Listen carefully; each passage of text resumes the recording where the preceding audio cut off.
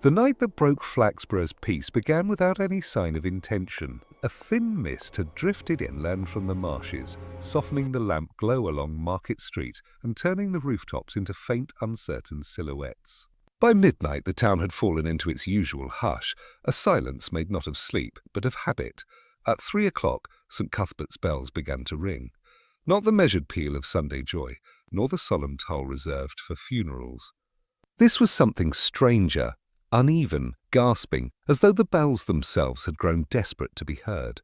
The sound rolled through the streets, rattled the window panes of the post office, and startled the milkman's horse into a slow, indignant trot. At the far end of the high street, Inspector Purbright was awake, not from the bells, not yet, but from the curious habit of men whose minds do not rest easily. He had been rereading a book on the psychology of superstition, one that argued convincingly that fear was merely an expression of unmet curiosity. When the first bell struck, he looked up from his cup of tea and listened. The sound seemed almost human, as if the metal groaned under the weight of an untold story. A few streets away, the Reverend Claiborne stumbled from his narrow bed. He reached for his cassock, but left it half-buttoned, his hair a cloud of silver disarray. He hurried through the vestry, calling for the verger, his voice echoing oddly against stone. The ropes hung still. The bells, however, did not. From house to house curtains stirred. Mrs. Tubb, whose sleep was light and her opinions firm, declared it a warning from heaven. Her neighbour, Mr. Codd, suggested thieves. Across town, the bell-ringer's widow, Mrs. Teens, sat up in her chair by the window and whispered her late husband's name. When the final note faded, the town seemed to hold its breath. By morning, Flaxborough had composed itself again.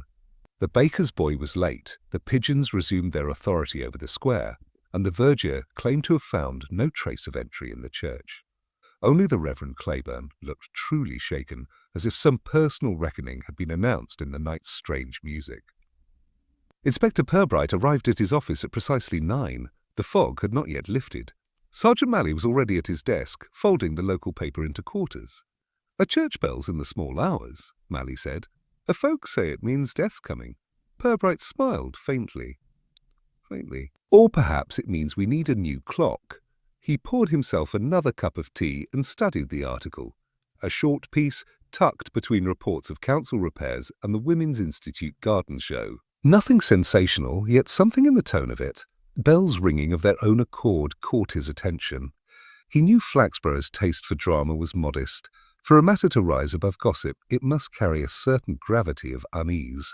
By mid-morning, Purbright stood before St. Cuthbert's, hands in pockets, head slightly tilted. The church loomed out of mist like a half-remembered truth. The bells were silent now, their stillness almost accusatory. The verger, red-faced and defensive, insisted there was no sign of mischief. The locks were untouched. The ropes, he said, are not so much as frayed. Purbright merely nodded, his eyes lifting toward the tower's dark windows. He thought of Mrs. Teens, of her husband's sudden death a month before, of Claiborne's tired eyes during Sunday service. Then he listened, not for bells this time, but for what Flaxborough did best, the small, polite tremors of fear that hinted at something deeper. The mist thinned. The day resumed its ordinary sound. But somewhere in that tower, Purbright felt certain a story was waiting to ring again. By the time the church clock struck 8, the mystery of the night's bells had ripened into full-bodied gossip. Flaxborough, being a town that prized discretion almost as much as conversation, conducted its panic with utmost civility. There were no crowds, no shouting in the streets, only the delicate murmur of speculation drifting from one shop to another like a polite contagion. At Moffat's grocer's, Mrs. Tubb stood near the sugar counter, her handbag clasped against her chest as though warding off invisible forces. "Mark my words," she declared, in a tone that carried precisely as far as she intended. "It's a warning. Someone's to go before Sunday." Her companion, Mrs. Cripps, nodded solemnly, though her eyes gleamed with excitement. The shopkeeper offered a faint smile, the professional kind that agreed with everyone. Across town, the verger, Mr. Husker, was recounting his version to anyone who'd listen in the churchyard. He insisted it was vandals, some nocturnal pranksters with a ladder, and no respect for holy ground. Yet his voice trembled slightly each time he mentioned finding the vestry door bolted from within. Locked, I tell you. Locked tight. I had to fetch the key from my own house to open it come morning." Constable Love, newly stationed and still eager to prove useful, noted the detail in his small leather notebook. He'd walked around the church himself, finding only footprints that might have been his own. Still, the locked door troubled him. "No sign of entry, sir," he told Purbright later that day. Fortunate, and the Reverend swears he was alone. Purbright was not surprised. His morning had been spent listening, first to Claiborne's tired account, then to the verger's nervous one, and finally to the steady pulse of rumour that ran beneath both. He'd seen such patterns before. Fear arranged itself neatly in small towns, dressing up its confusion as certainty. Each speaker believed, devoutly, in the truth of their own embellishment. In the market square, the bellringer's widow sat on a bench outside the post office, her gloved hands folded on her lap. Mrs. Tynes was not one for idle talk, but even she could not escape attention. Two passers-by stopped to offer sympathy, their condolences wrapped in curiosity. "You must have heard them," one whispered. "Your poor husband would have known what it meant." Mrs. Tynes merely shook her head. "He did," she said softly, "and that's why I keep the windows closed." The remark reached Purbright within the hour. It was delivered, as so many things were, by Sergeant Malley, whose tone combined official gravity with personal relish. "Widow said something queer, sir, about keeping the windows closed." "Against what?" "Against what?" Purbright asked. Malley frowned. "Well, the sound, I suppose." Purbright leaned back in his chair. Sometimes the sound of memory is louder than bells. That afternoon a thin rain fell, wrapping the town in a kind of muted suspense. Purbright walked to St. Cuthbert's again, this time alone. The church seemed larger in the damp light, its stone darker, the tower reaching into mist. Inside, the air was cool and smelled faintly of polish and candle smoke. The ropes, coiled neatly by the wall, looked innocent enough. He touched one lightly. It was rough, worn, newly spliced near the end. The Reverend Claiborne appeared from the chancel, pale and subdued. "You've heard what they're saying," he murmured, his voice low, as though unwilling to disturb the silence. Purbright nodded.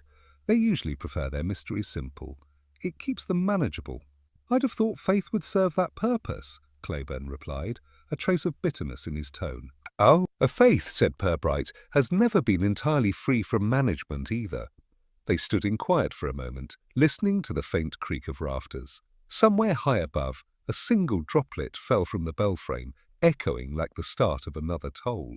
When Purbright left the church, dusk had begun its slow descent. The lamps in the high street flickered on, one by one, as though the town were preparing itself for company. Behind curtains, conversations resumed. Who had died, who might soon, and whether the Reverend's collapse last night had been divine punishment or indigestion. Every window seemed to flicker with moving shadows, domestic silhouettes busy rearranging their certainties. At the police station, Constable Love reported a curious pattern. "The clock in the tower, sir, it's wound by hand, but the mechanism for the chimes hasn't been serviced in years. Yet it struck the half-hour precisely this morning. Perfect timing." Purbright raised an eyebrow. "So the impossible remains punctual." "Yes, sir." Love hesitated. "Do you think someone might have planned it?"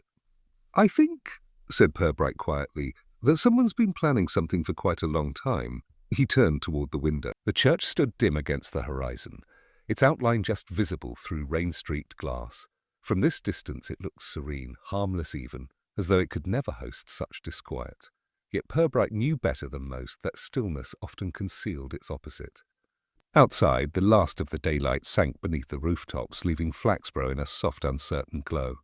The town, so calm in its outward order, had begun to hum beneath the surface, a subdued vibration of fear and fascination. And somewhere within that hum, beneath polite speculation and cautious smiles, the truth waited patiently to be heard.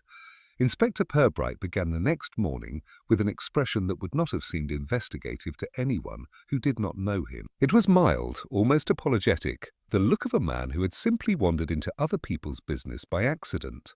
That quality, as Sergeant Malley often remarked, made him far more dangerous than he appeared. He started at the church. The sexton, a wiry man named Dobley, was polishing brass in the side aisle when Purbright arrived. He looked up with a start, wiping his hands on a cloth that had seen better days. "Morning, Inspector. Still at it about the bells, are we?" "Oh, we. Only in a conversational way," said Purbright. He walked slowly toward the chancel, eyes tracing the worn floor tiles. "You've been here how long, Mr. Dobley?" "41 years come Easter." "Then you'd know if anything unusual had been done to the bells recently." Dobley hesitated, the polished cloth twisting slightly in his hands. "Oh, well, there was a bit of maintenance. Nothing odd about that. Replaced a section of the south rope 2 months back. Frayed right through." "Who did the work?" "Mr. Hasker, mostly, though the Reverend insisted on helping. Said it was good for the soul to mend what's broken." Purbright's gaze drifted upward to the bell tower. A noble sentiment. His tone was mild, but the pause that followed had its own quiet gravity. Strange, though, that a man of faith should feel something broken up there. Dobley swallowed, glancing toward the vestry door. "Well, you'd best ask him about that, sir." Purbright nodded politely, thanked the sexton, and made his way out through the side path. The rain had left the stones slick, and the air held that washed, slightly metallic scent peculiar to churchyards. He paused beside a grave newly tended, its flowers fresh but imperfectly arranged. A small wooden cross bore a name partly rubbed away by weather, Margaret Claiborne. He lingered only a moment, then turned toward the vicarage. Reverend Claiborne greeted him with a weary smile. The man's pallor was unchanged since the night of the bells. "Inspector, I was expecting you." "I seem to have that effect," Purbright said. He was shown to a small sitting room with threadbare curtains and a stack of parish newsletters on the table. The air smelled faintly of candle wax and something sharper, perhaps medicine. "I hardly know what to tell you," the Reverend began. "The bells rang, I fainted, and the town has decided we've been visited by angels or vandals. Both explanations flatter me too much." Purbright smiled faintly. In the tea rooms, conversation turned briskly morel. "It's this modern restlessness," declared Mrs. Cripps, folding her napkin with judicial precision. "They've nothing to do but make mischief." Others nodded, grateful for the simplicity of it. Mischief, after all, was easier to forgive than mystery. The verger, relieved of suspicion, recited the story everywhere he went. Boys with ladders, perhaps from the technical school, emboldened by cider. He spoke as though he'd caught them himself. Reverend Claiborne, pale but resolute, encouraged the theory. The relief it offered the town seemed to steady him. He announced a vigil to be held the coming Friday, to pray for peace and good sense among our youth. The church committee approved at once. Vicarage maid, a nervous girl named Elsie with a fondness for whispered prayer, took it as a sign of victory in her own battle with unseen things. Each evening she could be heard mumbling at the back door, warding off whatever she imagined had rung those bells. Inspector Purbright, meanwhile, found himself gently sidelined. The local paper, content with a tidy story, published a small note confirming no further disturbances. It mentioned Purbright's involvement only in passing, thanking the police for their acquired vigilance. He read it at his desk, smiling faintly at the word quiet. There were many kinds of quiet in Flaxborough. Some were innocent, some were not. That afternoon, with no official task remaining, he returned to St. Cuthbert's. The church was empty except for the sound of rain along the windowsills. He had brought with him the parish record book, its pages smelling faintly of mildew and candle wax. Settling near the font, he turned the yellowed pages until he found the entry he sought. The year 1957. The handwriting was elegant, looping in the way people once learned at school. Beneath the heading Donations, Memorials and Repairs, one line caught his eye. Gift from Claiborne, new bell fittings and memorial inscription in memory of Margaret. No surname, no date of birth or death, just Margaret. Purbright studied it for a long moment. He had seen similar omissions before, not errors but acts of discretion. Some names in small towns were recorded in silence as much as in ink. He closed the book gently and walked to the vestry. The smell there was sharper, damp mixed with polish. He looked up toward the narrow stair leading to the tower. The bell ropes hung motionless, their frayed ends repaired with a splice of newer hemp. His hand rested on one briefly. A faint vibration lingered within the fibres, though it may have been his imagination. The Reverend's footsteps sounded behind him. "You've caught us mid-cleaning again," Claiborne said with a weary smile. "We're preparing for Friday's vigil." Purbright turned, still holding the book. "I was admiring your records, a long history of devotion here." Claiborne's eyes followed the inspector's hand. "Ah, the ledgers. I keep meaning to send some to the archives, though I'm oddly reluctant. They feel personal." "A memory often does," Purbright said quietly. "This donation, for instance, from M. Claiborne." That was your brother? The Reverend hesitated. Yes, Michael. He'd been left the parish many years ago. In 1957, Clyburn nodded, though his gaze shifted to the window. Around that time. A pause. A girl from the parish, he said finally. She drowned in the river. It was a dreadful accident. Purbright inclined his head, not pressing further. A kind gesture, then, to dedicate the bells in her name. Yes, Clyburn murmured. A kindness was something Michael felt he owed. For a moment neither spoke. The Reverend busied himself adjusting the brass candlesticks, but his movements were too careful, too deliberate. Purbright noted it, as he might note the posture of a witness whose story had been rehearsed. When he left the church, the rain had stopped, though the air still clung with that damp heaviness peculiar to English afternoons. Along the high street, shop windows glimmered with early lamplight, and conversations drifted through half-open doors. They say it'll all be settled after Friday, someone remarked. The Reverend's making a fine show of faith. Purbright passed by unseen, his mind already several steps ahead. He knew the town well enough to recognize the rhythm of its self-reassurance. Once a neat explanation took hold, it grew like ivy, covering cracks, softening edges, binding everything together in agreeable unity. But underneath, the stones still shifted. That evening, back at his office, he placed the parish record on his desk and drew from it a single note. 1957, Clyburn. Margaret drowned. Bells replaced. He stared at it, the handwriting precise, almost decorative. The faintest echo of sound drifted through the open window, the wind brushing the distant tower, or perhaps only memory playing tricks.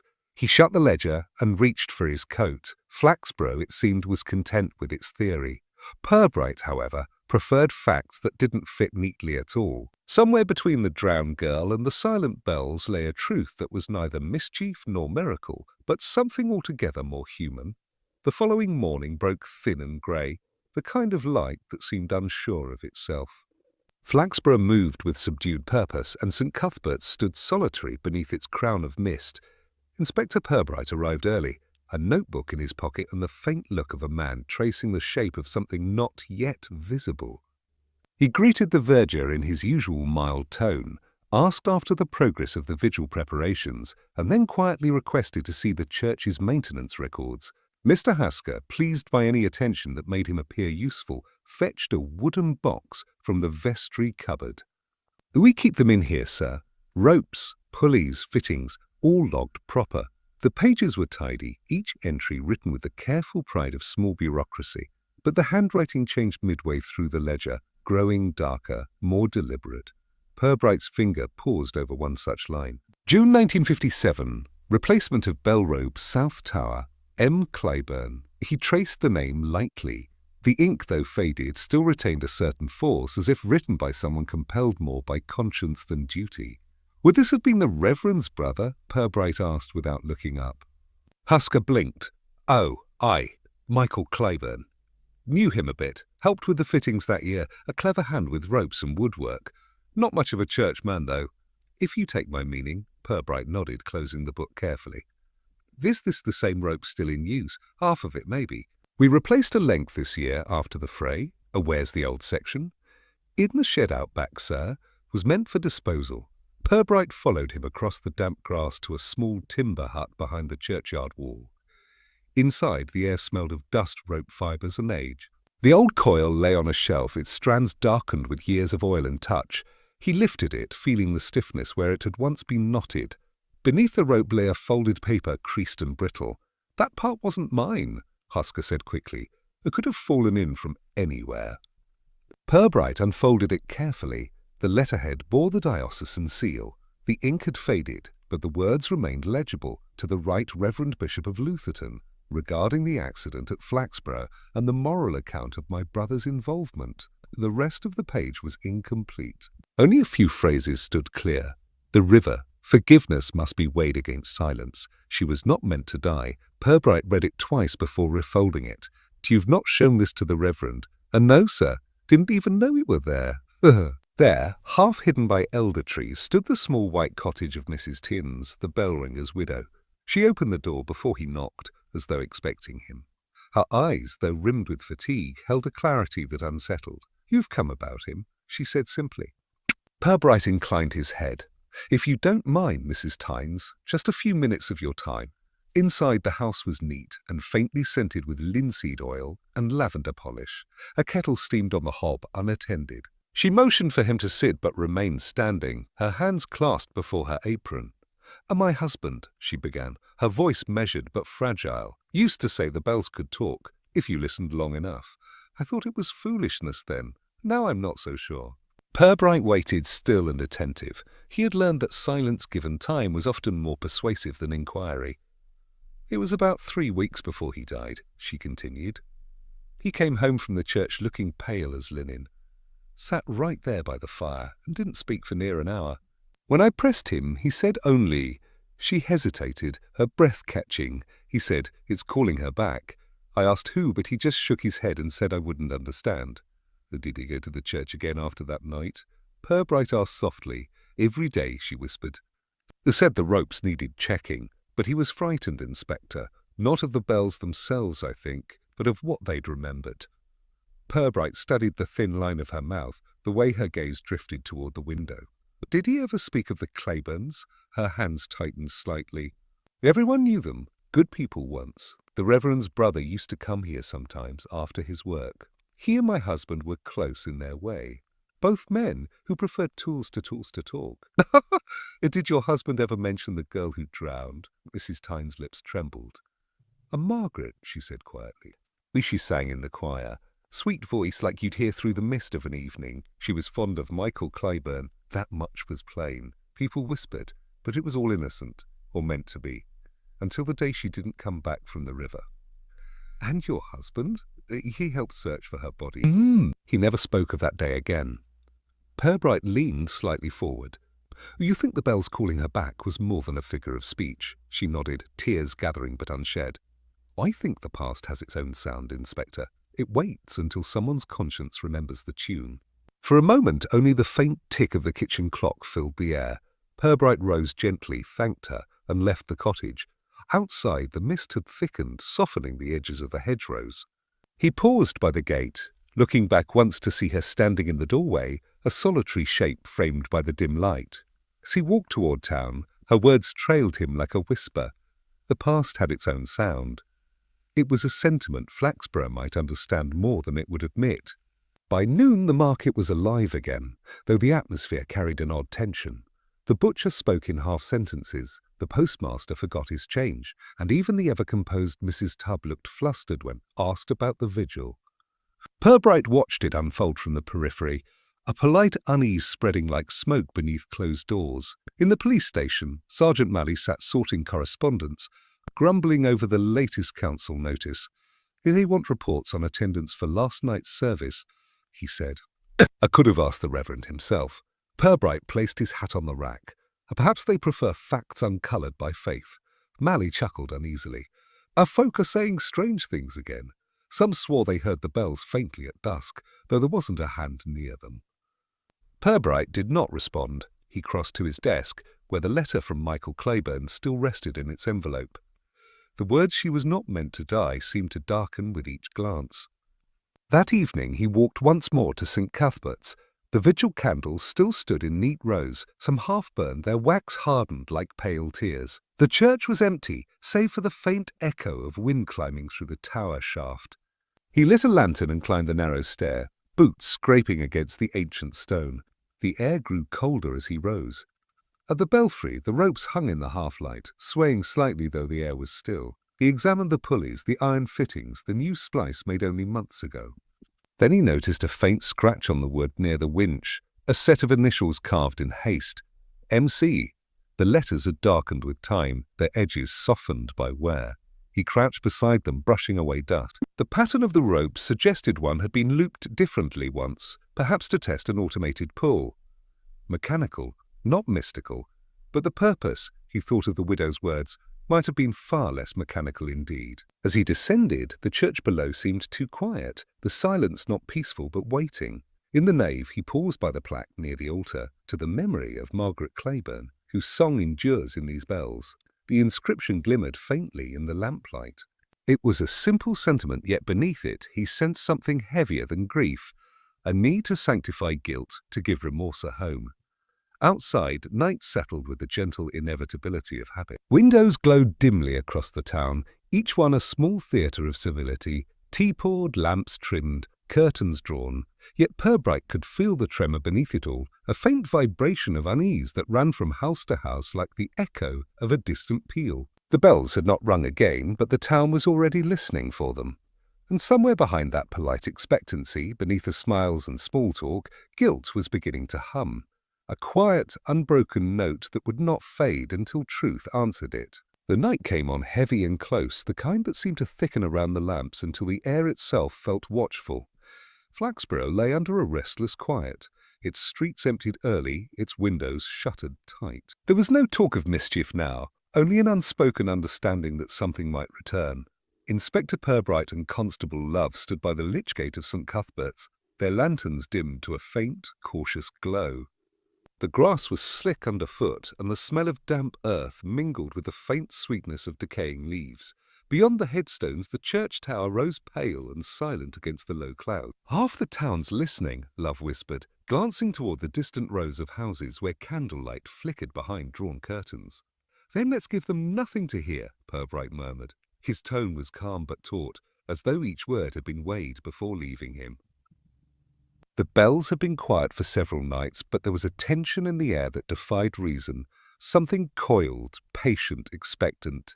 Even the wind seemed to hesitate as it passed the tower. They waited. For nearly an hour, only the faint rustle of the graveyard disturbed the stillness, the flutter of a bird, the settling of stone. Then, just as the church clock began its slow, familiar chime for midnight, a second sound broke through it, a low metallic groan, like a breath drawn through iron. Love straightened, his hand moving instinctively to his torch. "There! Keep it off," Purbright said quietly. The first bell struck. It was not the clear, confident note of a Sunday morning, but a rough, uneven toll, as though the clapper had struck from within a hollow heart. A second followed, then another, the sequence irregular, shivering through the air with a pleading dissonance. The sound seemed to twist through the fog, searching for something. Love whispered, "It's them again. It's the same rhythm." Purbright listened, his head tilted slightly. "Oh no," he said after a moment. "It's different." There's hesitation this time, almost remorse. The bells continued, uneven but insistent, till suddenly they faltered, one last chime half-formed before collapsing into silence. The air hung heavy afterward, ringing only with the echo of what had been. "Right," Purbright said softly. "And now?" They crossed the churchyard quickly, their lanterns flickering against the gravestones. The heavy wooden doors of St. Cuthbert's stood ajar, their hinges groaning faintly in the draught.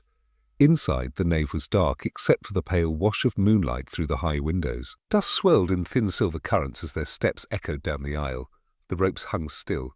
Not a sound came from the tower. Love's breath came shallow. "And no one up there, sir?" Purbright nodded. "We'll see." They climbed the narrow spiral stair, the stone damp beneath their palms. Halfway up, Love paused, listening.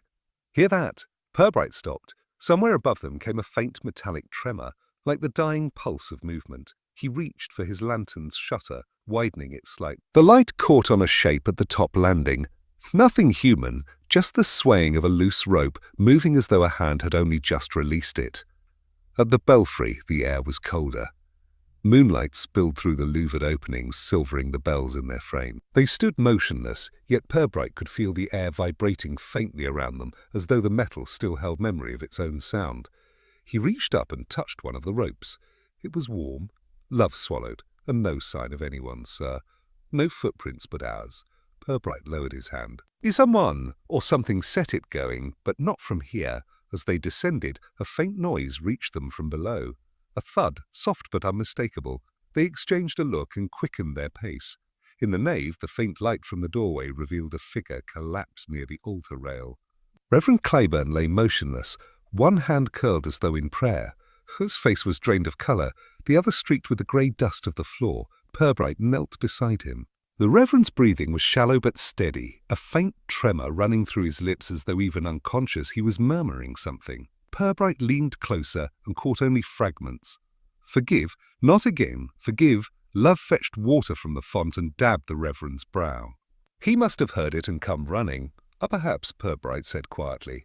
He looked around the darkened church, every shadow feeling newly significant. Or perhaps he knew it would ring. They helped Claiborne into a sitting position. His eyes fluttered open, unfocused. "It stopped," he whispered. "I tried to stop it. I thought I could." "Stop what?" Purbright asked gently. "The sound," Claiborne murmured. "It wasn't supposed to come again, not after the letter, not after I made peace." His words faded into confusion. Purbright looked toward the tower where the silence had deepened into something heavier than before. It was as though the bells, in their unnatural fatigue, had drained the very air of its certainty. "Forget Dr. Beavis," Purbright told Love, "and tell him to come quietly." While Love hurried out, Purbright remained seated beside the Reverend, listening to the faint drip of water from the font and the irregular rasp of Claiborne's breath. The candlelight from the vigil table trembled faintly against the walls, throwing uncertain shapes along the carved stone. The inspector's eyes returned to the figure before him. There was fear in the Reverend's face, but also something else. Relief, almost gratitude, as though the tolling of the bells, dreadful as it was, had confirmed what his conscience had long suspected. That truth, however buried, always found its voice.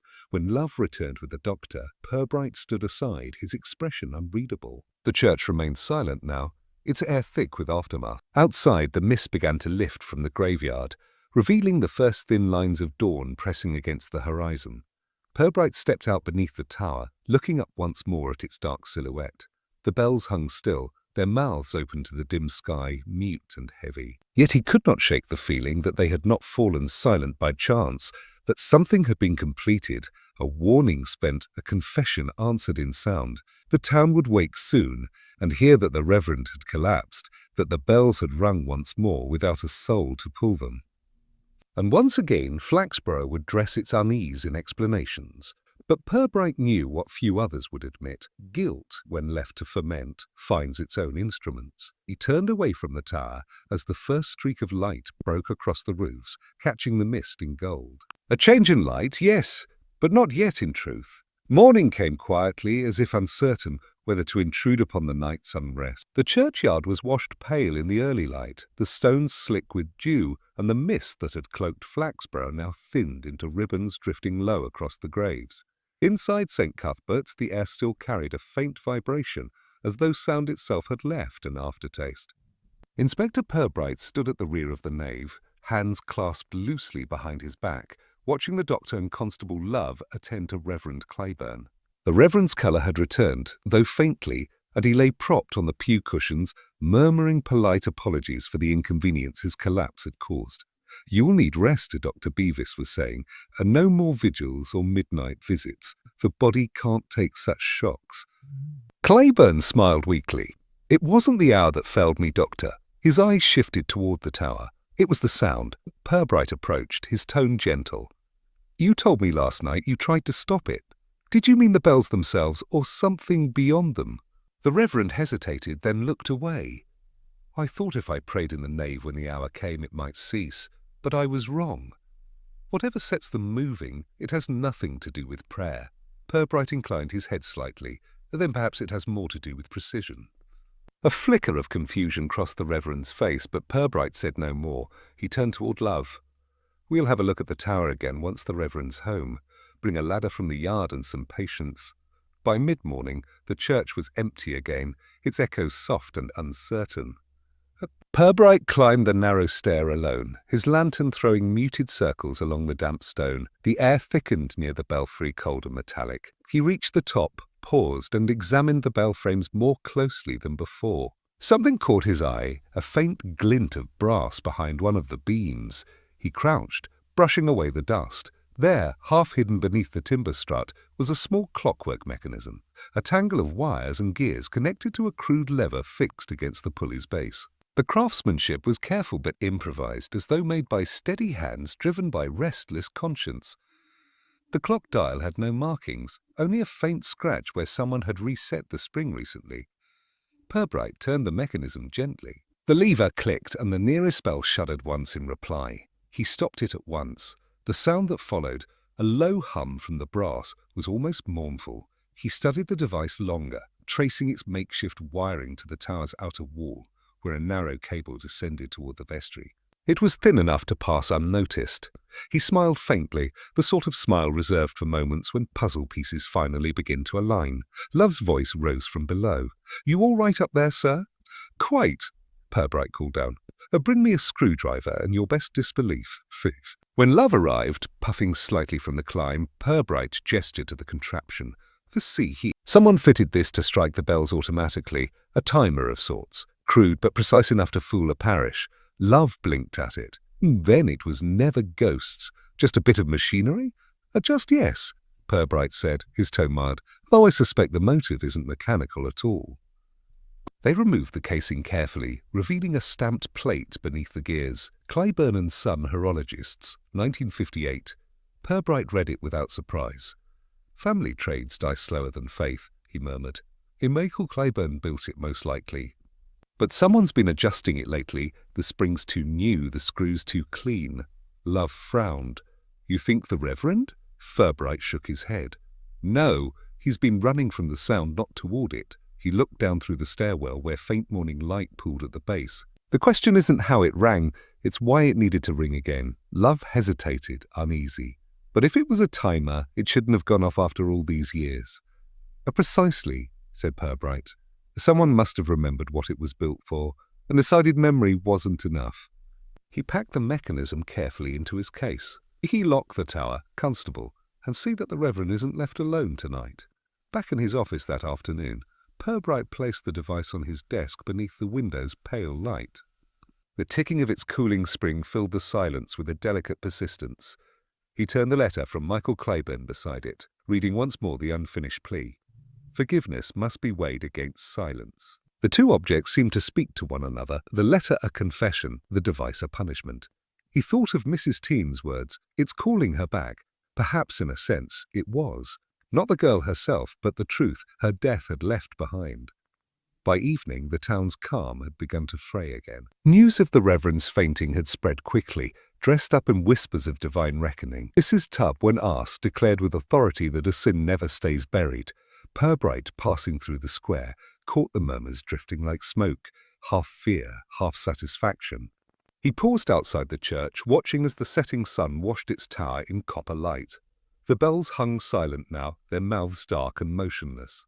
Yet he could not help but feel that the silence itself was part of the design, a pause written deliberately between movements. Inside the nave he sat for a long while in the cool hush, listening to the faint creak of wood, the murmur of wind through glass. There were no ghosts here, he thought, only devices of men, built to measure their own guilt. Machines and memories served the same master, both sought to keep something alive that should have been laid to rest. When he finally stood to leave, the light had dimmed to a soft amber, spilling through the stained windows like the last breath of confession. He looked once toward the tower and said quietly, as though to the air itself, no miracle, no haunting, just a conscience wound too tightly. Then he turned the key in the great oak door and stepped into the dusk, carrying with him the weight of order found in oddity, the knowledge that behind every mechanism of guilt lies a hand that still believes it can atone. The following afternoon was quiet, though the town's calm had taken on a nervous polish, as if everyone in Flaxborough were determined to behave a little too properly. Purbright walked to the vicarage beneath a dull pewter sky. The clouds hung low, the kind that promised rain but withheld it, like a truth not yet ready to fall. He carried a small parcel wrapped in brown paper, the dismantled timer from the church tower. Reverend Clyburn received him in the sitting room, where the fire was lit, though the day was mild. A tray of tea had already been set, the service slightly chipped, the milk poured in first, an act of habit, not affectation. Clyburn looked older than he had the night before. The faint steadiness in his posture was that of a man who had spent the morning convincing himself that faith could still tidy what guilt had long disordered. "I hoped you'd come," he said quietly, gesturing toward the armchair opposite. "There's been so much speculation." "I thought perhaps you might tell me what I can't tell myself." Purbright removed his hat and took the seat. "Fool! The seat. I imagine speculation is a familiar companion in your profession, Reverend." He unwrapped the parcel carefully, setting the brass mechanism on the low table between them. "You recognize this?" Clyburn stared at it, the colour draining from his face. "Dear God, no need to invoke him just yet," Purbright said softly. "It's a device, not a miracle. Ingenious in its way, a clockwork timer connected to the bell ropes, built decades ago, likely by your brother. The Reverend's hands tightened on the edge of his chair. Michael, he made it? Yes. The plate inside bears his name. Purbright's tone remained level, almost conversational, but it's been adjusted recently. Someone wound it again. You see, Reverend, it was never the mechanism that interested me. It was its purpose. Clayburn's gaze dropped to the floor. He told me he'd made something. To mark the hours, he said, but I knew there was more to it. He'd been troubled since that summer.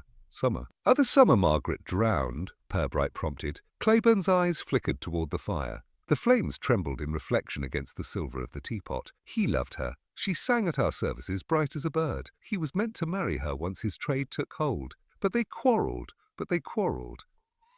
She was proud, easily wounded. She went walking by the river that evening, and he followed to make amends. Only his voice broke slightly. He slipped when he tried to pull her out. He told me she'd fallen, that he'd tried to save her, but the current was too strong. He said her hand slipped away. An accident, Purbright said gently. Yes, Clayburn whispered. But not to him. He could never believe it was chance. The village whispered about drink, about jealousy, about sin. The bishop ordered him away. I begged him to write to confess to clear his conscience. He tried, I think, but the letter was never sent. Purbright poured the tea steady and unhurried. The ritual softened the moment's sharp edges, and after he left, Clayburn said, until the bells were replaced. He wrote to me once more, said he'd made them speak for her. But every toll would remind him, and perhaps the town, that forgetting is another form of guilt. So he built this device, Purbright said, nodding toward the mechanism. 8 pennants cast in metal and rope. Clayburn's eyes filled with weary understanding. He meant it to chime every year, on the night she died, but after his death I disabled it. I thought that by silencing it I might give him peace.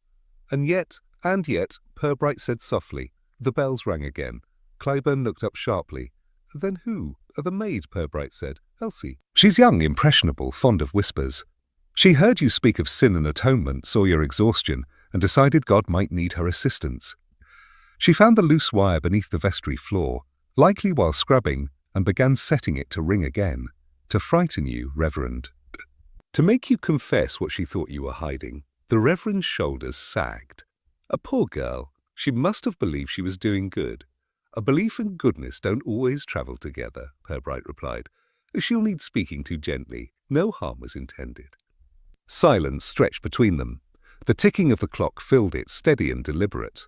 Purbright lifted his cup, the faint clink of china marking time.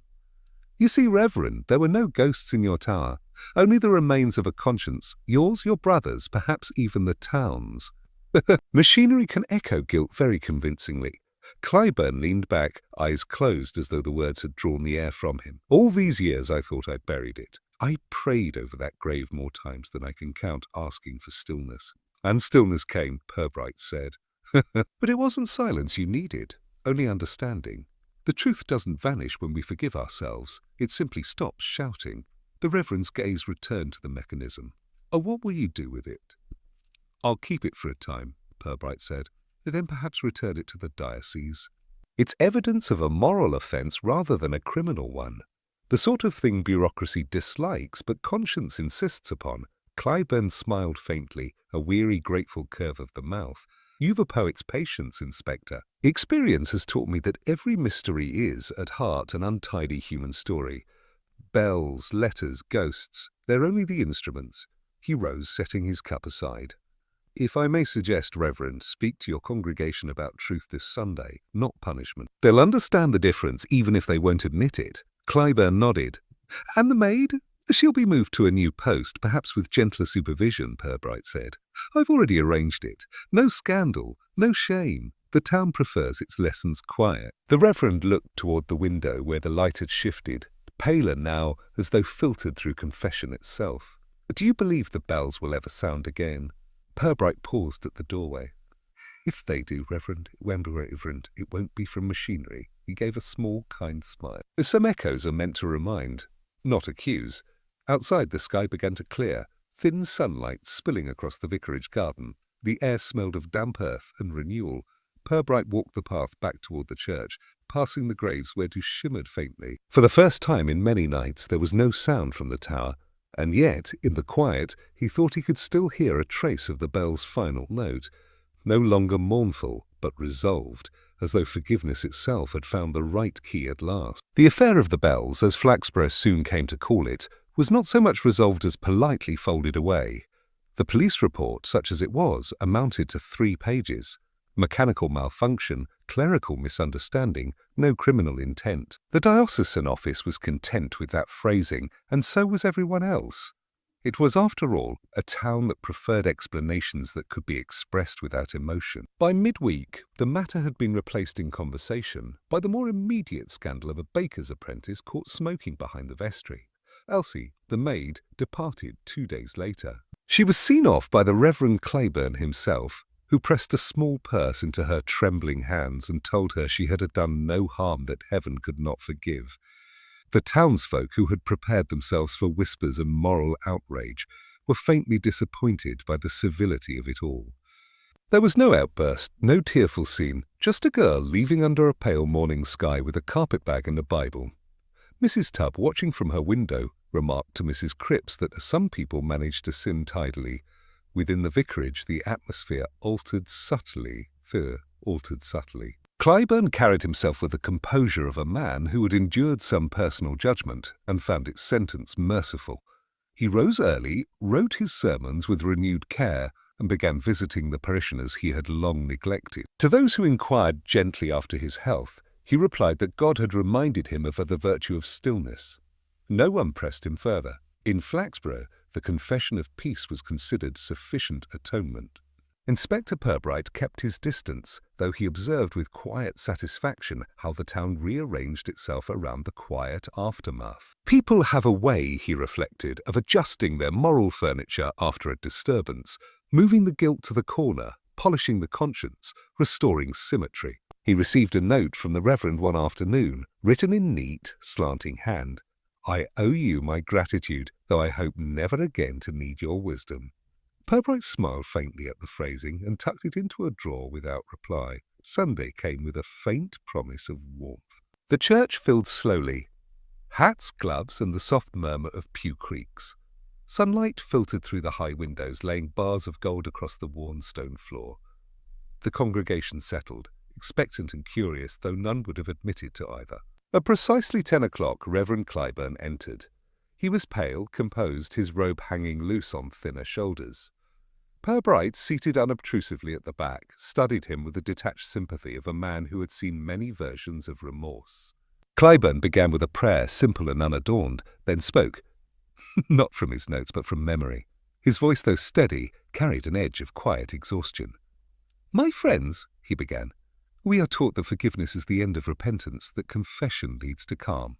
But perhaps forgiveness is not an end at all. Perhaps it is the act by which we finally hear the echoes of our own hearts. The congregation leaned forward slightly. His gaze travelled over them, neither accusing nor pleading. It is an easy thing, he went on, to believe that our sins fade with time, that silence is peace. But silence can carry memory. We must be gentle with it, not fearful. What we bury in shame may yet rise, not to condemn us, but to remind us that we are still capable of love. A faint tremor entered his voice, quickly steadied. And so we give thanks for mercy, for patience, and for the knowledge that truth, when faced, makes no enemies of the living. He ended there, without flourish. The organist, uncertain whether to begin the hymn, hesitated long enough for the silence to expand until it seemed to fill every corner of the nave. No bell rang that morning. The ropes hung untouched, sunlight warming their pale strands where they descended from the tower. Purbright felt the silence as a physical thing, weightless yet immense. It was not emptiness but presence, the sound of something that had ended properly. He closed his eyes for a moment, letting the calm settle like dust on a polished surface. When he opened them again, Claiborne had stepped aside from the pulpit, his head bowed not in piety but in something nearer gratitude. After the service, the congregation filed out with the usual murmurs of approval and domestic concern. Fine sermon, said Mrs. Cripps to Mrs. Tubb, who agreed at once, though she couldn't recall a single word of it. By the time the last parishioner had gone, the church was already reabsorbing its calm. Purbright remained a few minutes longer, standing near the back, hands clasped behind him. He looked toward the tower where the light played softly against the brass fittings of the silent bells.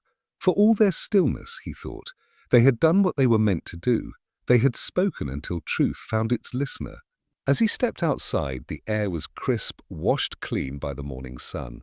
The faint scent of rain still clung to the stone, and the world, for once, seemed perfectly balanced between sound and silence. He walked through the churchyard gate, the gravel crunching lightly beneath his shoes. Behind him, the doors of St. Cuthbert's closed with a soft final click, neither solemn nor dramatic, just ordinary. And yet, as he paused at the edge of the path, Purbright could not help but notice how loud the quiet had become. It was not the uneasy silence of secrets withheld, nor the aching hush of guilt unspoken, but something else entirely, an echo turned inward, resolved and rested. He took a breath, slow and even, and continued toward the high street, where the sound of the baker's bell drifted faintly through the air, cheerful, unburdened and blessedly human. Morning in Flaxborough arrived as though nothing at all had occurred. The bells of St. Cuthbert's hung still in their tower, dark against the pale sky, their silence so complete it seemed to hush the birds themselves. The cobbled streets glistened faintly from an early rain, and a thin ribbon of smoke rose from the baker's chimney. Life, in its practised English way, had resumed. At the grocer's, Mrs. Tubb and Mrs. Cripps were already at their usual post beside the apple crates, discussing not so much the truth of what had happened as the comfort of their own conclusions. "It was nerves," Mrs. Cripps declared, tightening her scarf. "A poor Reverend Claiborne's been under strain. Those bells were never haunted, just loose fittings, that's what it was." Mrs. Tubb nodded with careful solemnity, though her tone carried the satisfaction of a woman whose certainty required no proof. Quite right. No demons, no mischief, just a touch of excitement for Lent. It'll do the town good to have a story that ends neatly. Behind the counter, Mr. Moffat pretended not to listen. In Flaxborough, stories never truly ended. They merely softened until they could be spoken with amusement. By next month, the tale of the screaming bells would have settled into one more thread in the tapestry of local memory, embroidered, rearranged, but comfortable. Reverend Claiborne returned to his duties with the deliberate steadiness of a man relearning normality. His sermons were quieter now, his voice even and reflective. On Sunday, the bells rang once by hand, just as Purbright had suggested. The sound was clean and level, without tremor, and when it ended, the silence that followed was not heavy but restful. The congregation left the church speaking softly, as though aware that some invisible dust had finally settled. As for Elsie the maid, she departed the vicarage with discreet assistance from Purbright. The bishop's secretary arranged her position in a parish school, 2 towns over, simple work, away from machinery and memory. The Reverend mentioned her only once afterward to note she had written him a letter of apology, ending with a line that struck him deeply. "I only wanted the bells to forgive us. Flaxborough, being polite even in its gossip, let the matter close there." The talk that followed was about the flower show, and the newly painted post office door, and Mrs. Cripps's niece, who had taken a position in Nottingham. Yet beneath the ordinary hum of conversation, there lingered a faint awareness that something had changed, something small but permanent, like a hairline crack in fine china. Inspector Purbright, meanwhile, had returned to his routines. Paperwork in the morning, tea with the sergeant at 4, and the occasional interruption from the town's modest parade of offences. A bicycle theft, a dispute over hedgerows, an excess of noise from the public house. The bells were never mentioned in reports. They belonged now to another category entirely, one that police records could not catalogue. Late one evening, as the sky thinned into a pale wash of rose and grey, Purbright walked home from the station. His route took him past St. Cuthbert's, where the tower rose quietly above the rooftops, its stone washed clean by the recent rain. The churchyard lay still, the names on the graves soft beneath a veil of moss. He paused at the gate, resting his hands on the cool iron. So the air held that calm which comes only after unrest, the kind that feels earned. From somewhere beyond the hedgerow came the sound of the river, slow and steady. He thought of the girl, Margaret Claiborne, whose name still shimmered faintly on the plaque inside the church, and of the brother who had turned grief into penance, and of the reverend who had mistaken silence for absolution. Guilt, Purbright reflected, had its own form of endurance. It did not fade with confession, nor die with those who bore it. It simply changed its tone, softening into habit, becoming part of the landscape like the stones of the church or the murmur of the river. Some sins did not end. They became stories, and stories, if told kindly enough, became lessons. He lit his pipe as he walked on, the smoke curling gently in the cooling air. The lamps along the high street flickered into life, one by one, casting small halos on the wet pavement. In the windows, families sat to supper, the rhythm of conversation as measured as a metronome. Somewhere, a piano played a hymn badly but with feeling. When he reached his cottage, Purbright paused again to look back toward the church tower. It stood dark against the dusk, neither ominous nor sacred now, merely still as any object should be when its purpose is done. He imagined the bells resting quietly in their frames, their metal hearts cooled, their silence complete. The thought brought him a curious comfort. He unlocked his door, hung his hat on the stand, and filled the kettle. The room smelled faintly of old books and pipe tobacco. On his mantel lay a single envelope, the Reverend's letter of thanks, brief and restrained, as though written by a man, unsure whether gratitude might sound presumptuous. Purbright smiled faintly, folded it closed again, and set it beneath the clock. Outside, the last light thinned to silver. The world, he thought, was full of sounds that never quite ceased. Bells, rivers, voices, even thought. They echoed in ways one could not measure, in people one might never suspect. Yet for all that, peace was still possible, even if only in small, temporary pieces.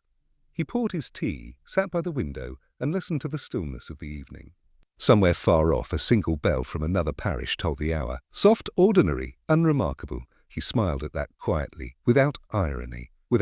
Then he reached for his book. The day's work folded neatly behind him, and the sound of the river carried faintly through the open window like the world breathing again after holding its breath.